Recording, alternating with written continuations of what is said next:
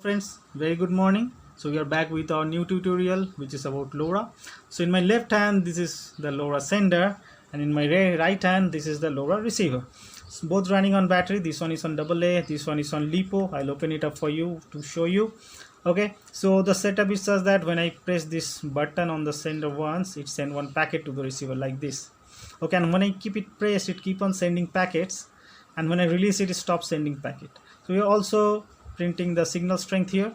So LoRa communication I have tested successfully up to 1 kilometer in the open area and up to 300 to 400 meters in confined area with many walls in between. So it's a very good communication method for open area use cases and also in home automation use cases, because you don't need a Wi-Fi range extender. So let us have a look at different LoRa module options, their antenna options, and also let us have a look at circuit drawing and their code. Okay, so let's begin. So LoRa is covering a very good unique vacant space between LAN and carriers. So WP LAN is a low power wide area network. Low power because LoRa devices are known for very long battery life. So same NB-IoT is also popular for same NB-IoT. Can cover the telecom part as well. So we'll come to there. LoRa can also send data as carrier through gateways, so we'll come over there. So one thing to keep in mind, the data rate, we don't get very high data rate in LoRa like in Wi-Fi can even send videos, but LoRa can't. So LoRa is basically for intermittent small packet sending. Okay, so keep that in mind. NB-IoT is also similar. So LoRa and NB-IoT is like Java.net. Their competitor. Who will win, we don't know. So but let's have a look who are promoting LoRa in India. It is TCL, Tata Communications Limited, and the patrons, international patrons are like LoRa Alliance and TTN is the Thing Network. So they are still new. You can get entry, so any startup can register with 10 lakhs rupees as a member. So maybe not very small startups. Okay, so who are promoting NB-IoT? They are Jio and Vodafone. So LoRa doesn't need a SIM card, it is open source, but it needs gateways to relay your packets. So but NB-IoT needs a SIM card. Maybe in near future the devices will come with eSIM, embedded SIMs, so you cannot remove them. And they uses their this existing tower, their eNodeBus to relay NB-IoT packet. So then a very important piece of information is license free ISM bands in India. So that is 865 to 867 megahertz. So when you buy modules, mention this frequency 868 megahertz, and we run them in 866 megahertz. So you can see that in our code.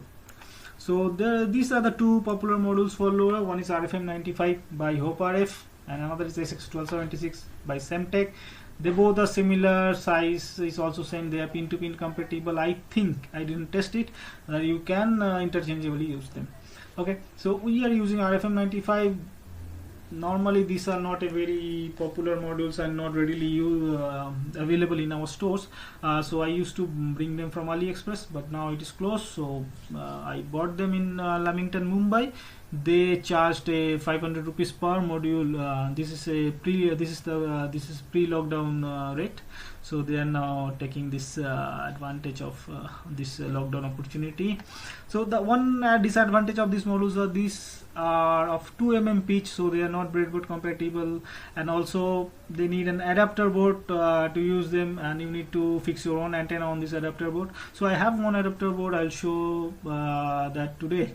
Some of you have bought this board and used it. Let me know your feedback. So let us move ahead. So here's the project. So you can see these two are RF95 and SX1276 modules, pin to pin compatible, same size, same shape, and everything almost same. So let me see. So this right hand side one is HopeRF, and this left hand side is SX1276, which is from Semtech.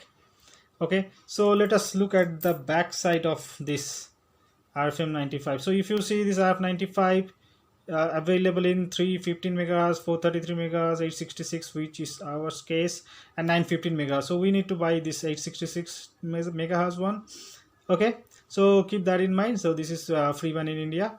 So now if you see this these pins, these are 2 mm pins. So if you see here, So this right hand side one is 2.54, which is breadboard compatible, and this is 2 mm pin, which actually goes in here. But the trouble is you do not have breadboard which has a 2 mm spacing on it, so you need to use an adapter. So here's our adapter that we built. It has got all kind of antenna options. Some of you have bought it from me, so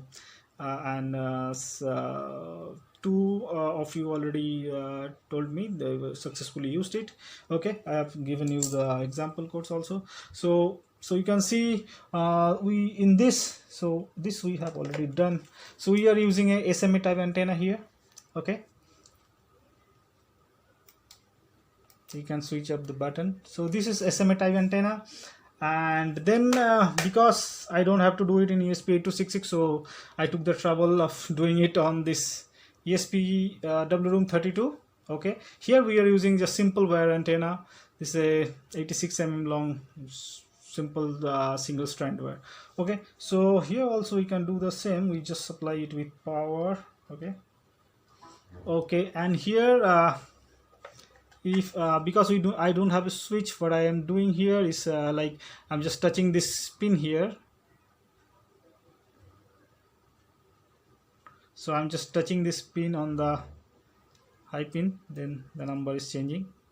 Okay, so because it is not grounded, so the behavior is a little bit erratic. Okay, and this is our receiver. We'll open this up to see what is inside. Okay, let me show you how it is done. It has got a LiPo battery inside. So switch it off from there. Okay, then remove this OLED from here. Okay, and open it up. So this is nothing but another Vistry board. Okay, you see this is a Vistry board, simple one, and we are using a IPEX or UFL type antenna here. You can see it here, this one. So this has got all kind of antenna options, so that is what we are leveraging here. So this is the adapter that is built, so you can put your chip like this, shoulder it like this, so as it is done here, and use it in any way, okay, with any antenna. So thank you very much, bye. So now let us have a look at the circuit drawing and the code. So LoRa works over SPI, serial peripheral interface, so it needs MOSI, MISO, clock and slave select pin. So because it needs so many pins, so we are not trying it on ESP8266 because ESP8266 is a bit pin GPIO constraint, so we cannot use any OLED or any other sensor once we use this. So we will do this only on ESP32. Okay, ESP32 has two SPIs, one is VSPI, one is HSPIs. Normally this VSPI is the default SPI, so we'll use that. Okay, so you can see the circuit drawing here. So nothing much to explain. You just use these pins of these GPIOs of ESP32 and connect to this pins of RFM95. This is for the sender, and the receiver is also same. So receiver in addition just have got this OLED display. Okay, so we need to connect this OLED display like this, and in the code these pins are defined as data and clock pins, and in sender we have this switch. When we press this switch, the one packet is sent, so that switch is connected to GPIO 13, and it is the circuit is like this. So just do this in a breadboard. Okay, next let us move on to the code. So I'm only sending sender code. It says no address because we are just broadcasting our data, and any LoRa receiver in the area will be able to receive our data. Okay, you can also send with the address, so the only one receiver will send it, then can be able to receive it. So that is not incorporated, but you can do that, and many tutorials are available in the internet. Okay, so there is nothing much to explain. We include the libraries SPI and LoRa library, then define the pins, then we define input pin and counter, this is LoRa set pin here. This is where we set the frequency for India. Okay, keep this in mind.